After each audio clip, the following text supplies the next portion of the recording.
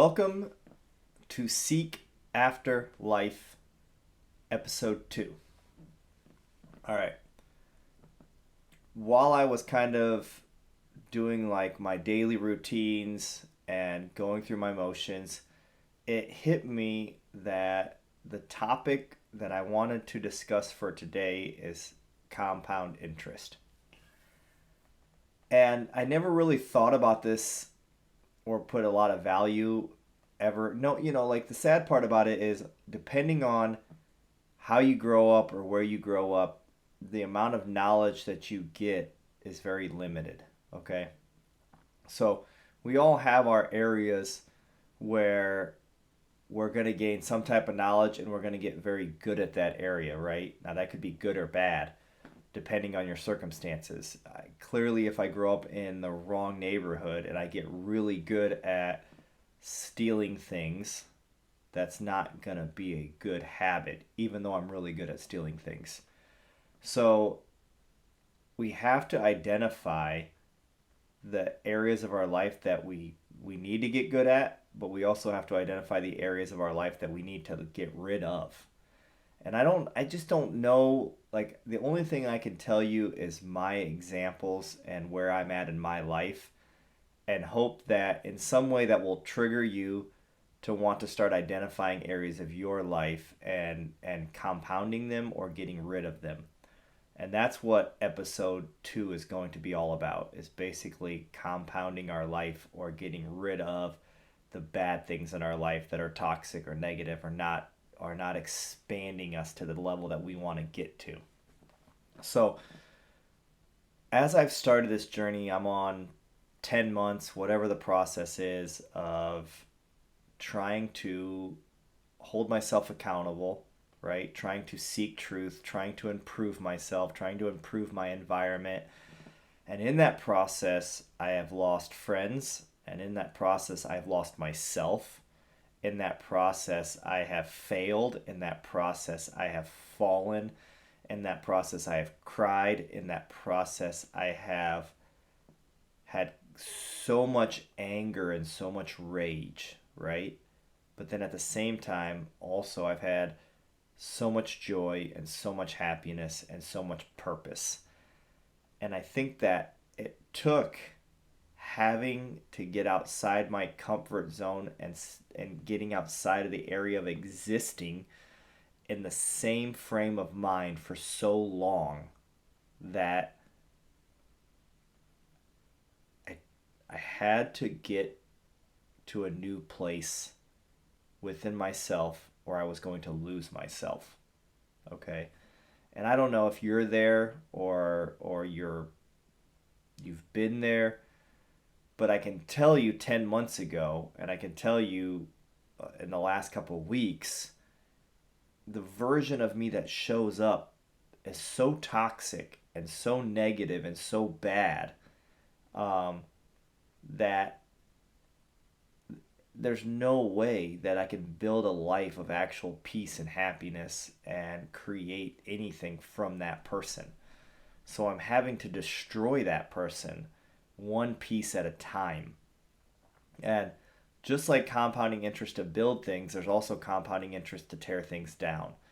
And I think that's where we struggle as a society is we want instant results. We want things done now and we want things fixed now and we want happiness now, but they don't work that way. Okay? They work with you putting in small deposits every day. They work with compounding those deposits day after day after day. So I spent years creating a horrible version of myself. Okay, I spent years creating a liar. I spent years creating a manipulator. I spent years creating bad habits. I spent years playing myself as a victim. And then when my world has become all of those things, I don't understand why it's falling apart, right? And then I make the shift to change those things, and now it starts to fall apart again. And this is where we give up, right? This is where we as a person typically quit because we already had chaos from creating the life that we created. Okay? Everything that's taking place in your life is because you created it. And sometimes your circumstances are worse than others. And sometimes the things that happen to you are worse than others. And I get it.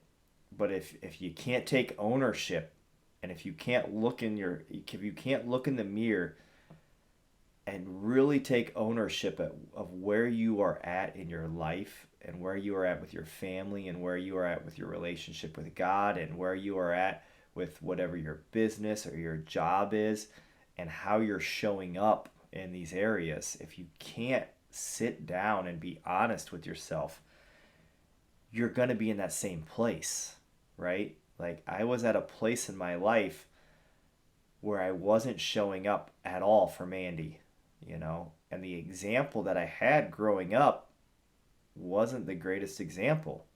I mean, that's just, it's not negative or positive. Like, I'm not attacking or hating anyone in this situation, but the reality of it is I did not have a good example on how to be a man in a relationship. No one sat down with me and said, listen, you have to understand how to seek your partner. You have to understand how to listen to your partner. You have to understand how to show up for your partner. You have to understand how to put your ego and your pride down, and sometimes understand that you're sharing a life with another human being, and all you're doing is the motions for yourself and not for them. Okay? So, like I've said before, if you had a hobby or a video game or something that you're truly passionate about, you're going to invest time in that, right? But then when it comes to the relationship and the partner, you're not investing any time into them. And that's where I'm at with Mandy, right? Like, that's how I keep ending up in these like areas of fog in my life, because I fall back to the man that I was before, okay? Because it doesn't happen overnight.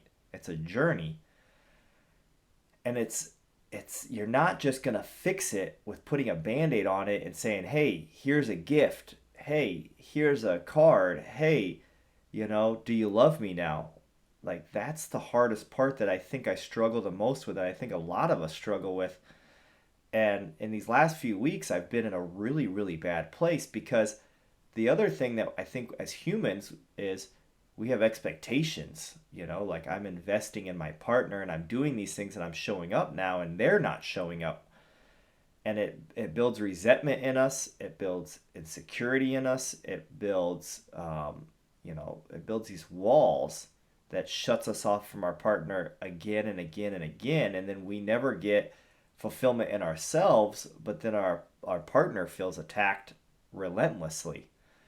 So that's been like the hardest thing for me to overcome and to reframe inside of my life, is to let go of like all the bad habits that I have created in my life that are not healthy, that are not going to bring me any closer to God, that are not going to bring me any closer to my family, that are not going to get my business to the next level. And I have to get rid of those things. And the sad part about it is it doesn't happen overnight, right? That's like why I'm journaling every day. It's why I'm reading the Bible every day.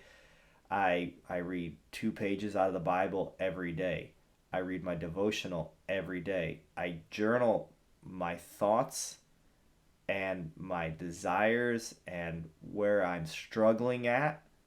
I write the journal down every day, because my hope is that one day as my daughter grows up, right, that she can avoid going down some of these paths that I went down. I mean, I think that is as important more than anything to me as a parent, is that I can protect my daughter from having to go down some of these same struggles and experiencing some of these same things that I did, and that I allowed myself to become as a human, and that I justified it as okay when it was full of sin, or it was full of negativity, or it was completely toxic and I was too scared to actually stand up to it and address it and fix it, that I accepted it and I existed within it. And I think that is a big thing that through this journaling process that I'm hoping that maybe one day, whether I'm alive or I'm dead, that she would be able to come across these journals, right? And I would have a stack of these journals from the first moment of me starting this process of pulling the band-aid off and making the choice and taking control to become a better human being, right? To like truly start seeking God and not existing with God.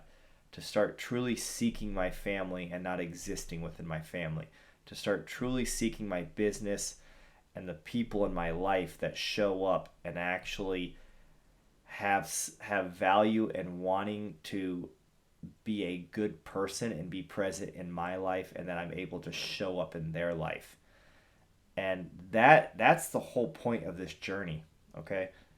Is that we seek after this life and we seek after the next life.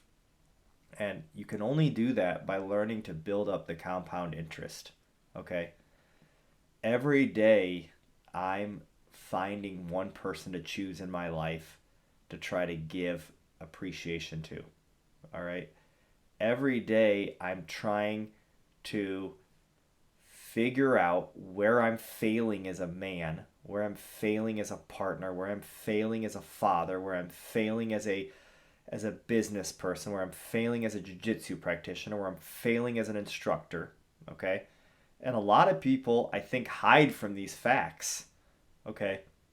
It's easier for them to go drink alcohol. It's easier for them to play video games. It's easier for them to go exist in the same frame of mind and do the same motions and do the same exact things and make the same excuses and make the same victim mentality and justify it and hold on to that than to break through the barrier and own your shit, right? It was easier for me, that's for sure. It was easier for me to sit here and do dumb shit every day with my life and exist for years. Where if I would have invested in building, truly building and showing up, my life would be more on fire than it is, right? Right now my life is like it's like just blown into pieces. And that's not bad, because I would rather my life be blown into pieces and working on a way of rebuilding and getting to a place of creating that life, of being able to level up my life, being able to level up my family, being able to level up my relationship with God. I would rather my life be on complete fire right now and destroyed to pieces and having the ability to rebuild it than to stay existing, living in this tower, right, where I'm lying to myself. Like, it was so fulfilling to be able to let go of all of my demons, to let go of all of the things that were sitting in my life that I was holding on to protect my ego and to protect my being, right? To make me feel important, to make me feel like I was someone, to make me try to fit in and try to be part of something. I could have lived that lie, and I could have lived this lie my entire life and been completely living in chaos and be completely empty and have no actual real substance of my life, but say that I've accomplished something, right? Because I was able to do a few things. I would rather burn everything down and start figuring out how to get to a real place in my life where it's real. No lies, no hiding, no sedating, no trying to be this person that I'm not. Just own the truth. Like, it's really simple. I lied to Mandy. I was a completely shitty father. I had no clue what the hell I was doing. I took things out on my daughter. I took things out on Mandy. I've taken things out on my friends in my life. I've done so many little things that have been toxic and negative, and I justified them because, and even the funny thing is, even with some of the lies that I did, I would like lie more, right? Or I would create some bullshit or some like narcissist toxic traits that would try to justify my actions and try to make them sound good. I even at times, without reading the Bible fully, without even really seeking God, I would sit there and I would try to like throw out things that I would be like, well, God wants it this way, God wants it that way. You're doing this. I would judge people, or I judge actions, or I would create these thoughts without having any type of actual backing or understanding of what I was doing. I was just trying to control people and manipulate situations.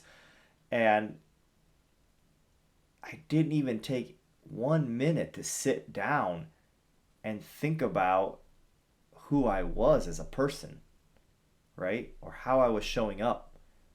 And I allowed those lies to build up for so long that it created like this demon inside of me that I would lash out and I would create these, you know, the one thing that I could tell you is Mandy knows, right? Like she knows because she saw that version of me. She saw the worst version of me. She saw the worst version of me right before I was able to let go of my pride and to let go of my ego and to start owning my truth and start to become this new version of myself. And that took a lot of work, right? It took me finding Garrett White. It took me seeing that my relationship was failing. It took me seeing that I wasn't showing up for my daughter. It took me seeing that I was slacking in areas of my life and to finally own the shit and to start holding myself accountable. That was episode 1. Now, episode 2. Now I have to start building the compound interest, right? Every day I have to start putting deposits into these areas of my life.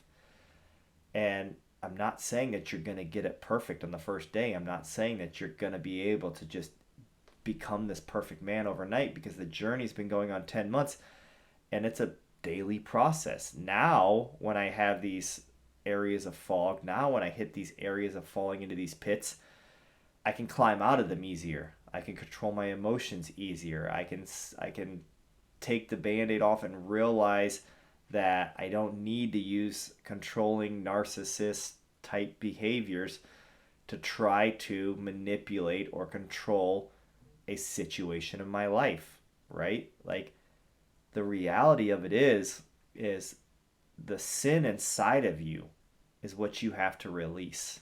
Okay?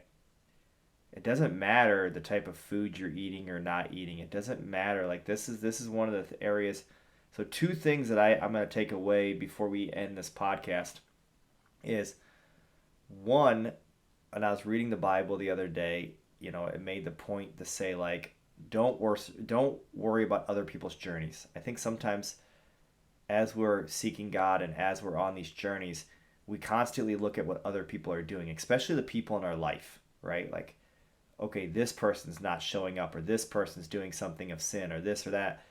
And the Bible, the one area that I remember that I really liked was it said, don't worry about what other people are doing to worship God, right? Like, you worry about what you're doing to worship God and what you're doing to seek God. And if you can take a minute and sit down and truly think about your journey with God and how much you're actually investing in it and how much you're actually seeking him and how much you're actually trying to remove the sin of your life, right? Which is your like envy and your jealousy and your insecurity and your lust and your all these things that are trying in your mind to justify you and make you feel like they're okay when inside you know they're wrong. That's where you should be seeking your focus.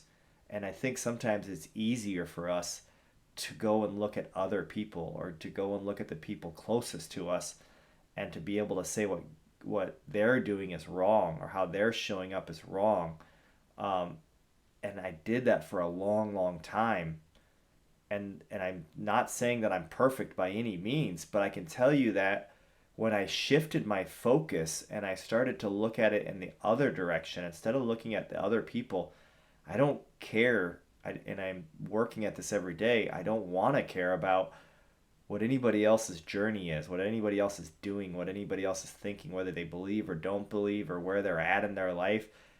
I have no control over their life, and I have no control over doing anything. Like, I have no control of forcing them or condemning them or whatever it would be that I would do to try to, use my words or use my actions. But the one thing that I have control fully over is myself, right? Like, how do I become reborn every day inside of myself so that I'm not going down these paths of insecurity and jealousy and envy and lust and, all the other negative, toxic things that we accept inside of our souls every day, right? So, like, every day, my journey as I meditate, and this is a thing as I meditate, like, so I started meditating this year, and it's helped me a lot to really shut my brain off and to focus and to be present. But lately, as I try to meditate, but I also try to research how to meditate, what's the purpose of meditating so that I can understand it and get better at it. Because I think, again, we start things and then we give up on those things because we don't get anywhere with them, right? And it's like when you start a new process in your life, you're not going to be good at it. So I think people start to meditate and they sit there for a minute and they say, well, I'm not good at meditating. I can't do it. And they quit. For me, it's taken 10 months now to start getting to a place where my meditation actually aligns with my mind and my body. And now it's to that place where my meditation is aligning also with my connection with God. It's like my focus is to shut my mind off, to shut all the toxic things. Like, that's part of the meditation process. Like, don't have envy, don't have jealousy, don't have insecurities, don't have hate, don't have lust. Shut all of those things off and be focused on God, right? To be present in His Word. And as I've done that these last few days, it's truly allowed me to kind of almost cleanse my mind and cleanse my soul and to be reborn. And that could seem silly and that could seem dumb, but again, you have to find in your life, it's seek after life. It's not seek after my life. It's not seek after someone else's life. It's seek after your life. And you have to find that place inside of you where you're expanding and you're getting your body and your mind and your soul aligned as one, and you're getting it to the best possible place that you could be. Okay? And if you're not doing those things daily, you're not going to have the deposits to make the withdrawals in your life, and you're not going to have the compound interest. Okay? That's just all there is to it.